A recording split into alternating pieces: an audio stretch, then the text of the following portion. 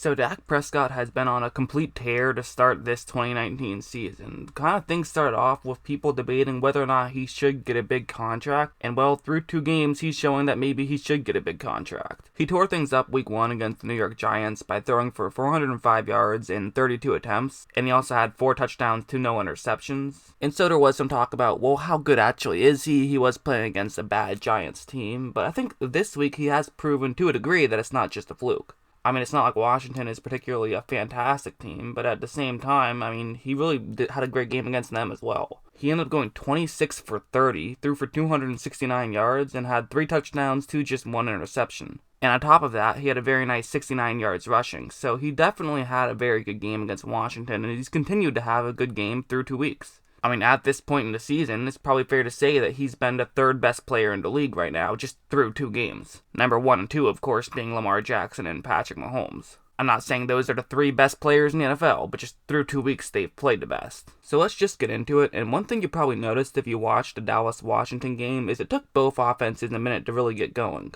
But to me, that's not to say that Dak didn't have some good plays early on in the game, even if they didn't result in points, and even if they resulted in some bad plays. Like, if you take a look at this one, notice what's going to happen before the ball is even snapped. Washington is showing as though it's going to be man coverage here. As you notice, there's going to be 3 defensive backs who are all on one side of the field, and they're all lined up with a receiver. So that signals to Dak that it's going to be man coverage, but take a look at what he's going to do right here. He's simply going to audible to something else. Notice how he goes around and talks to his players and is telling someone to do a different play. He's telling them all to do something different. The reason why he's doing this is because he's going to change things to a play that he likes better. He's going to change things to a play that he feels has a better chance of working against this type of coverage. And the key point of this play is to have those 2 receivers run those 2 routes right there. These are good routes to beat man coverage, to have quick cuts in them, and so that's why Dak Prescott is doing this. And as you see, right when this ball is snapped, a receiver is going to get open here. That's kind of the thing about being a quarterback. It's not just how well you can throw a football. A lot of it is a mental thing and seeing how well you can get guys open. Prescott realized something at the line, was able to fix it, and then was able to create a situation where now he has a receiver open. Now, granted, the defensive back is going to actually make a great play and knock this one away, so it wasn't able to be a completion, but that's still a good play by Dak in my opinion. Sometimes you'll get beat and an opponent will make a great play, but that's okay. You got to take those chances, and he did a great job of creating a situation where there could have been a great play on that one. Again, sometimes a defender is just going to make a great play. That happens. But more often than not, that's going to turn out to be a positive play for Dallas. Even his interception he threw earlier, I didn't really think was that much of a disaster. If you see what's going to happen again before the ball is snapped, Dallas is going to send a man in motion.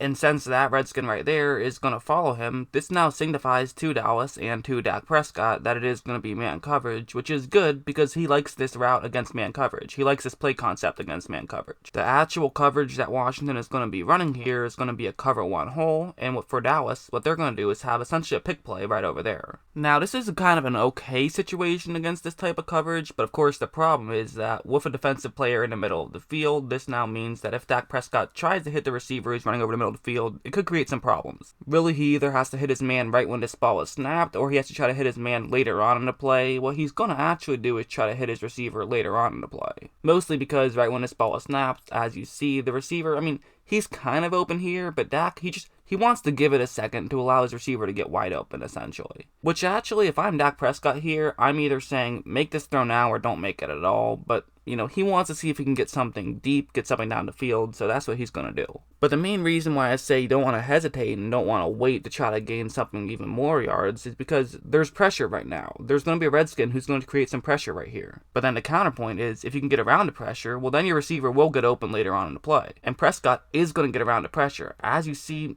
he got around the pressure, and now he's in a good situation here. His receiver is open right there, right under Redskins logo, and so for Dak, he feels confident he can make this throw. Now, it's actually going to end up being a little bit too high of a throw, ends up getting tipped up an interception, and that's kind of Dak's fault. On one hand, Cobb absolutely could have made that play. It hit off his hands. That is a catch that could have been made. But at the same time, it was a high throw. So kind of they both deserve some blame for that one. So up until about midway through the second quarter, Dallas had essentially nothing going. Really nothing going. They had no points up until 6:36 left in the second quarter. However, that's when this happened. What's going to happen here is it's going to be a cover 3 zone, and so there's one safety who's going to be deep, and those are the two routes that the Cowboys receivers, those are really the two key routes you're going to take a look at here. Because if the one safety who's deep stays deep to cover the receiver who's going deep, well then you'll just throw it underneath and try to get to the receiver who's running underneath him. But if that safety tries to take away the crossing route over the middle of the screen, well that's when you throw it deep and take a shot. That's the way this play is going to work. And after the ball is snapped, as you see,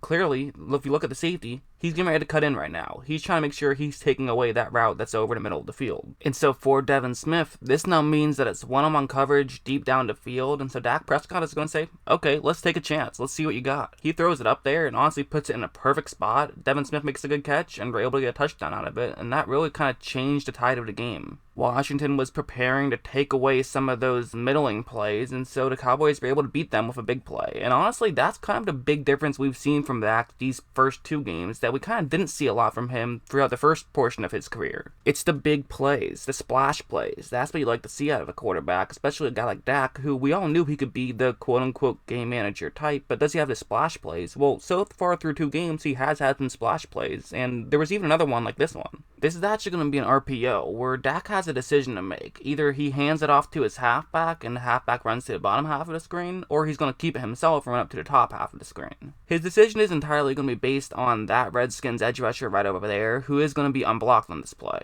If he does crash into the bottom half of the screen to make sure he's taking away a run, well then Dak Prescott is supposed to keep it himself and run up to the top half of the screen. However, if he's making sure he doesn't give up containment and does run up to the top half of the screen, then Dak should just hand it off to his halfback and you've taken a player out of the game. It essentially gives you an extra blocker. That's the whole point of an RPO. And so after this ball is snapped, as you see, that edge rusher is totally crashing in and trying to stop the halfback here. He's completely trying to make a play right here. So for Dak, he should keep it himself and run up to the top half of the screen. And that is what he's going to do when he's able to get past the line of scrimmage. So now from this point, it's all about gaining as many yards as possible, and if I do have to nitpick this play, if you look right over there, he probably should go to the inside, closer to the bottom half of the screen of that situation, since his Cowboy blocker is actually blocking closer to the bottom half of the screen and blocking the Redskin player up. He's not going to do that, and that actually kind of creates a hold that honestly should have been called, but hey, it still led to a huge gain. The hold doesn't get called, and that results in them getting the ball close to the 20-yard line. I personally would have ran to the middle and just gained 4 or 5 more yards and then slid, but he decided, let's try to make a big play out of it. They got away with that hold right there, and that resulted in a huge gain. And sometimes those things aren't going to be called down the field like that with a receiver, so it kind of was worth a risk. Dak decided to take it, and it resulted in a huge run, so give him some credit for that one. And it wasn't just the fact that Dak was playing well, too. I do have to be clear in this, in the fact that the entire Cowboys team as a whole is playing really good football through 2 weeks. Like on this play, it's going to be a cover 3 zone, and Michael Gallup, he's simply just going to be running that route right there to try to get into a gap in coverage, nothing too fancy. But what you'll notice is after this ball is snapped, he's cutting right now, and if you look at all the Redskins in this area, they're very far away from him. He has a lot of space to work with right here. This is just an easy throw for Prescott to make. It was a well-executed play by the entire Dallas receiving corps of everyone getting in their spots to spread out the Redskins players who were in that area, but also just someone from that Washington team has to do a better job of closing up that gap in coverage. But at the same time, what is your job as a quarterback? To find a weakness in a defense and exploit it, and that's what Dak did there by making a very good throw. I know they played against 2 subpar teams, but listen, for one thing, these are division rivals, so there's no such thing as an easy win against a division rival. But also, they've kind of torn apart both of these 2 teams, so personally, I do think that, they're at least doing what they should do, and in my opinion, doing more than what they should do. One final play that I did like from Dak is this one, where it's an end zone situation, and so for Washington, they're just trying to keep the ball out of the end zone. That's their sole goal here, and so that's why they're running this coverage. It's cover 4 zone, they're just trying to keep the ball out of the end zone. That's the whole purpose of this coverage. But for Dallas, they actually have a pretty good way to beat this. What's going to happen is they're going to have those 2 receivers run right there, which should get the 2 Redskins who are playing in those zones to kind of spread out a little bit. And then they'll have another receiver to simply run right into that gap in coverage. You can gain 5 yards or so and create an easier situation on your next play. It's a 2nd down and 8 here, so for one thing, you could potentially get the first down, but even if you don't get the first down, you're at least creating a 3rd down and short situation, and it's a lot easier to score inside the 5 than it is around a 10.